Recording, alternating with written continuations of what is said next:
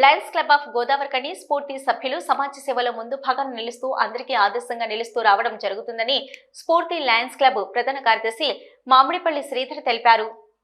Lions club of Godavarikhani స్ఫూర్తి ఆధ్వర్యంలో మంగళవారం కొల్లూరు వెంకటకృష్ణ జ్యోతి కుమారుడు శ్రీరామ్ జన్మదినం సందర్భంగా గోదావరికని లక్ష్మీనగర్ లో ముగ్గురు నిరుపేద డయాలసిస్ పేషెంట్లకు ఒక్కొక్కరికి 25 కిలోల చొప్పున బియ్యం పంపిణీ చేశారు. ఈ సందర్భంగా మామిడిపల్లి శ్రీధర్ మాట్లాడుతూ తమ క్లబ్ స్థాపించిన 6 నెలల కాలంలోనే 2 ఐ క్యాంపులు నిర్వహించి 72 మందికి ఉచిత కంటి ఆపరేషన్ చేయించడం జరిగిందన్నారు.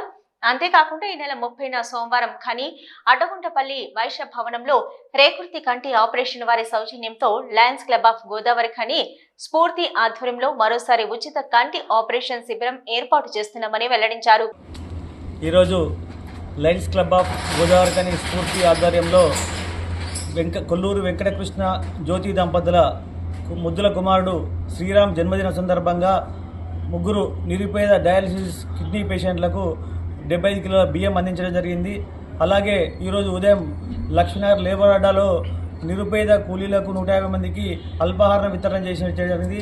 అదే కాకుండా మా క్లబ్ స్థాపించి 6 నెలల కాలంలో ఒక 200 సేవా కార్యక్రమాలు చేసినాము. అందులో 2 మెగా ఐ క్యాంపులు ఏర్పాటు చేసి 72 మందికి ఉచిత కంటి ఆపరేషన్ చేయించడం జరిగింది.